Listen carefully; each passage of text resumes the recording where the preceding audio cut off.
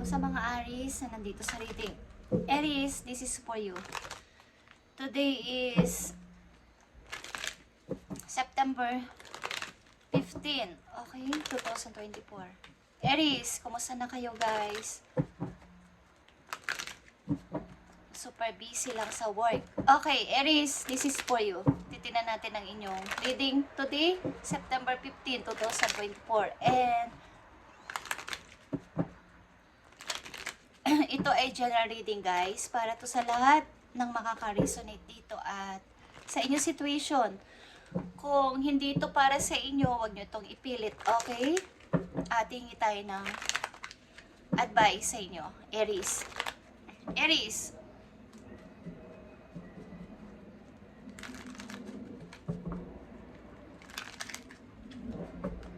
message mo sa mga Aries na gusto mong bigyan ng message dito ngayong September 15, 2024, simula sa araw na to papunta sa kanilang future.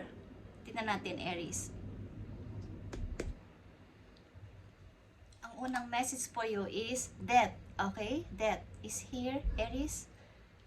Ang ibig sabihin nito guys, ang ilan sa inyo is talagang gustong mag-change o gustong magbago.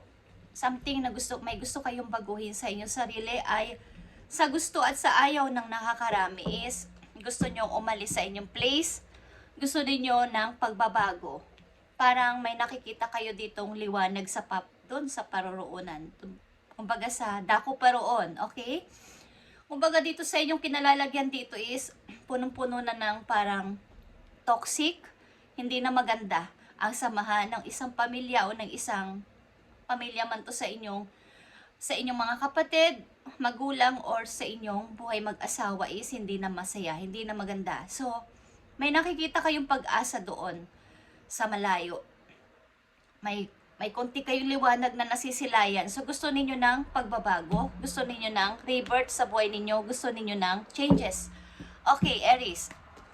Message for Aries na nandito sa reading. Yeah. Gusto ninyo ng pagbabago at kalayaan. Yeah. The Fool is here. Ang bilis lang. Okay? Ang bilis lang ng inyong pag-change or pag-transform sa sarili ninyo. Parang ginawa lang ninyong natural ang pag-alis o pag-move on. Aries na nandito sa reading. Ito na yon. Okay, nakita ko na. Talaga palang may pag-asa ako. Talaga palang kailangan ko tong gawin para sa sarili ko, okay? Totoo pa lang, mayroong bagong pasimula. Okay, Aries, tingnan ba natin ang mga message for you simula sa araw na to papunta sa inyong kasalukuyan. Yeah. 7 of Pentacles, tuloy-tuloy kayo sa inyong pag-move on, tuloy-tuloy kayo sa inyong pagbaga sa trabaho ninyo is nakapag-ipon man kayo ng malaki but sad to say, ang ilan sa inyo dito is nakapag-ipon ng malaki pa nawala. Okay? 7 of Pentacles in reverse. Parang naglahong, parang bula ang inyong inipon. Okay. Parang nawala. Okay. Hindi ko alam kung naubos nyo o mayroong umubos dito o mayroong kayong mga ginawang hindi maganda para maubos ang money na to. But nakapag-umpisa kayo mabilis lang, but nagkaroon ng konting problema sa pera. Yung mga naipon nyo ay naubos. Something na mayroong nangyari dito na hindi inaasahan. Okay? Tinampan natin guys ang message po you. At kung may sasali dito na mga ibang energy is maaring ito ay pamilya ninyo, sangkot sa buhay ninyo o involved sa buhay ninyo, Aries. Okay? Sunod sa 7 of Pentacles in reverse is 9 of Wands. Okay guys. Sa nangyari is nagkaroon kayo ng trauma o takot na magtiwala sa tao. Magpapasok ng mga tao sa buhay ninyo. Tumanggap ng mga messages. Natakot kayong magtiwala sa mga taong nakapalibot sa inyo o nakapaligid sa inyo. O mga taong pinagkakatiwalaan ninyo. Okay? Something na pinoprotektahan nyo ang sarili nyo ngayon sapagkat tingnan nyo ang nangyari sa akin. Nagsimula ako dito. Hirap na hirap ako dito. Nakapag-start ako, nakapag-ipon ako, but nawala. Kaya, parang, naubusan kayo ng energy, okay? Sobrang dami ng responsibilidad na dumating after nitong inyong pag-i-start na to na mabilisan lang. okay, is nagkaroon dito ng parang na-trauma kayo o natakot kayo sa mga tao sa paligid ninyo o tumanggap ng mga messages na galing sa inyong mga kamag-anak. Okay. Something ito guys, kung ito ay nangyari na at hindi pa to nangyayari sa inyo o hindi pa nangyayari is, ingatan nyo ang inyong money na wag maubos o wag makuha sa inyo ng sino man. Okay? Aries, magkakaroon kayo dito ng phobia na magtiwala against sa mga tao o sa mga taong involved sa buhay ninyo. Six of Sword, okay. Maring kayo ay lumisan.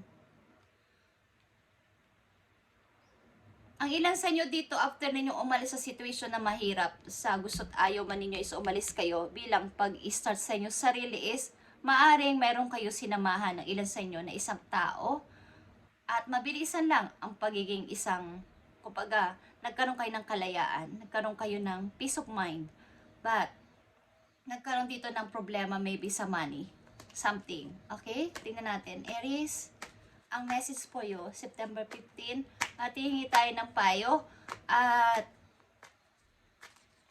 maaring mga future pa na message sa paparating sa inyo, hingi tayo, Aries. Okay, yeah.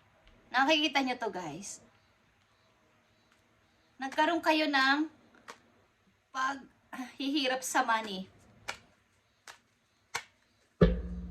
Nagkaroon man kayo ng maayos sa inyong pag-alis, maybe sa pagbabago na gusto ninyo, nakita ninyo yung freedom, nakita ninyo yung pagbabago sa inyong buhay, but something na nagkaroon kayo ng problema sa pera after nyo makapag-ipon, okay, ng mahabang panahon. Tingnan natin guys, Aries. Knight of Pentacles is here guys. Something guys, meron ditong tao na gusto sa inyong mag-propose o nagpaplano na kayo ay bigyan ng pasimula, but maliit lang. Plano ng person na to, but kayo ay takot. Takot nyo itong tanggapin ang offer na to. Galing sa isang tao, okay? Galing sa isang tao, takot kayong tanggapin ang offer na to, Aries.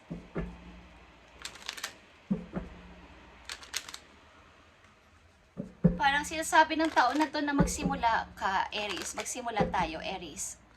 Okay, plano. May plano ang isang person dito sa energy to ng Capricorn at Virgo. Okay. Tingnan natin guys, Aries, ang inyong message. Okay. Nakikita nyo tong 10 of Pentacles. Bagamat nalubog kayo dito sa money, okay? Kumbaga nawalan kayo ng money, nahihirapan kayong humingi ng favor sa ibang tao. Nahihirapan kayo dahil parang dati nagkaroon ako. Nahihiya kayong humingi ng favor. Nahihiya kayong kumatok sa ibang bahay o sa mga kaibigan nyo para please, pahingi naman ng favor, tulungan nyo naman ako. But, mayroong pagbabago na mangyayari sa inyo dito. Something. Sa inyong lilipatan na place is maaaring maganda ang pasok ng money. Maraming opportunity sa place na to, sa lugar na to, sa country na to. Nagkalat ang trabaho, nagkalat ang opportunity at maaaring meron din sa inyo ditong gusto makipag-usap na tao after nitong mga nangyari. Okay, galing sa nakaraan, guys. Aries, tingnan pa natin ang message for you dito. Yeah. But nagdadalawang isip ka kung tatanggapin mo to. Itong paghingi sa'yo ng sorry ng person na to, kumbaga, hinihintay mo pa din, but paano kaya ang gagawin ko? Magpo-forward na ba ako ng tuloy-tuloy? Ulit-ulit na lang ang cycle sa buhay ko, okay? Hihintayin ko pa ba to? Parang nawalan kayo ng gana, okay? Nawalan kayo ng gana, nakikita nyo ang Queen of Cups dito. Nawalan na kayo ng ganang makipag-away sa iba, okay? Parang pag may nanggulo sa inyo, may nag-disturb sa inyo is, pinababayaan nyo na lang, nagsasacrifice na lang kayo at nagpapaubaya. Na sige, sa inyo na yan, or kayo na ang panalo, okay? Nananatili ka na lang tahimik. Maaaring ilan sa inyo dito ay mother, Aries,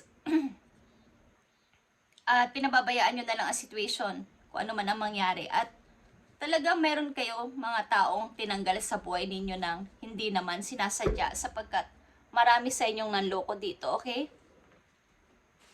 Aries, Queen of Cups ang nandito, okay? Isa kayong mother maybe. Maaring wala sa inyong anak o kasama niyo ang inyong anak at pinoprotektahan ninyo ang kanilang damdamin. Parang ayaw nyo na lang isipin ang mga nangyari. Guys, ang nakikita ko dito, Aries, sa reading na to is, maaring nagkaroon kayo ng magandang buhay sa inyong umpisa. Ninais nyo lang naman ng pagbabago. Pero, nagkaroon dito ng parang niloko kayo ng mga tao o may nanloko sa inyo sa pera dito. Bigla ang nawala ang inyong ipon. Okay? Nagkaroon kayo ng parang, ang dami kong takot at saka responsibilidad ngayon. Wala na akong hawak na pera. Tingnan natin ang future message sa inyo, Aries, sa mga nangyayari dito sa inyong buhay. Okay? Sa inyong kasalukuyan. Kung hindi pa to nangyayari, Aries, sa inyong buhay is, at medyo same. Ang situation is, mag-ingat kayo sa pagtitiwala sa pera at pagbibigay ng tiwala sa mga taong malapit sa inyo about dito sa money ninyong hawak. Okay, kung may malaki kayong ipon, wag na wag ninyong ipapahiram kahit kanino. At pag-isipan ng matagal na matagal bago kayo mag-decide, okay, about ito sa inyong pera. Okay, paparating na message sa mga Aries para magkaroon sila ng guide sa kanilang future next week, next month, or next year. Paparating na message. The moon is here, guys, okay? Tuloy-tuloy pa rin maybe yung pagre-reflect sa inyong buhay about sa mga nangyari sa inyong nakaraan, okay? So, marami kayong itinatago sa kanila. Maaring hindi nyo nasasabi ang mga saloobin ninyo sa inyong puso. Ilan sa inyo, Aries, is nasa bansang Thailand, okay? Okay, guys. Maaring lalayo kayo sa inyong family para dito. Lalayo kayo sa mga taong nagdulot sa inyo ng para itong isang anino, okay, ng nakaraan na paulit-ulit na nagre-reflect sa inyong buhay. Okay, Aries, tingnan pa natin ang future message for you. Nakikita nyo to, guys, the world. Okay. Kayo ay maglalakbay, okay? Ang ilan sa inyo is lilibutin ng ilang bansa para dito. Magta-travel kayo at maraming mga opportunity ang paparting sa inyong pupuntahan, sa inyong pagta-travel, sa inyong pag-alis. Maraming nakaabang na opportunity sa inyo doon. Maaring sa lilipatan ninyong place, sa malayong place is nagkalat ang opportunity o mga trabahong magaganda. At may mga makikilala kayo doon ng mga medyo matatanda sa inyo, guys. Mga old men, old woman na tutulungan kayo para pakilala kayo maybe sa ibang mga tao na may alam sa mga bawa magagandang trabahong papasukan ninyo, Aries. Okay. Tingnan natin ang inyong pag-ibig kung kayo ay umiibig sa kasalukuyan. Tingnan natin ang inyong pag-ibig. Ito ay para sa umiibig ng totoo, yung pure, okay? Yung pag-ibig na talagang nagkakasundo, okay? Walang away, nagkakaaway man is talagang merong kasunduan na magpakasal. Okay, tingnan natin ang payo sa inyo dito about sa inyong pag-ibig. Message mo sa mga Aries na nandito sa reading about sa kanilang pag-ibig. Payo sa inyo o message, okay? Honor, okay guys? Aries, honor your loved one and you will notice your relationship becoming stronger. Okay, ang ibig sabihin nito is, pahalagahan ninyo ang damdamin ng inyong minamahal para magkaroon pa kayo ng mas malakas pang relasyon sa isa't isa at hindi basta-basta na lang masira ang inyong foundation ng inyong love. Okay? Kumbaga, pag nirespeto nyo kasi ang isang tao, yun din ang ibabalik sa inyong respeto ng inyong partner. Okay?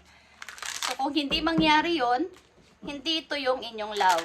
Okay? Yung pagrespeto sa isa't isa is wala. Is hindi yun magandang. Parang red flag na yun, guys. Okay? Kapag lahat ng gagawin ng inyong partner is bibigyan ninyo ng kumbaga sa Tagalog Tagalog, pupurihin nyo siya, okay?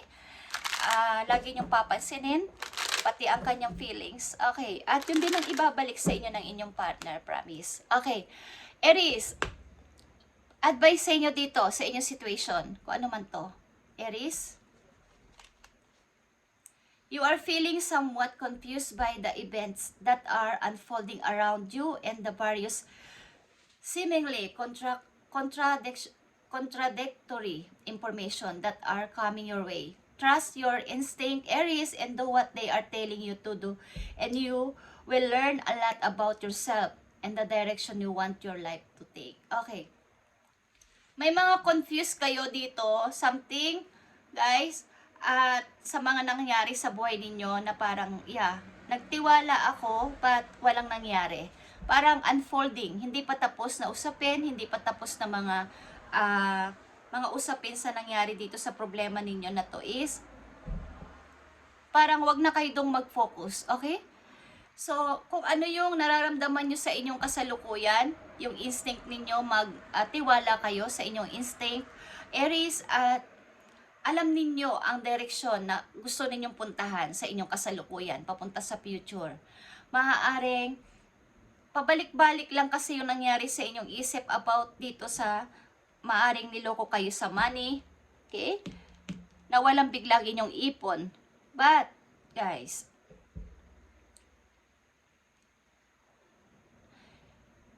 trust your instinct and what they are telling you to do. And you will learn a lot about yourself and direction you want your life to take. Okay?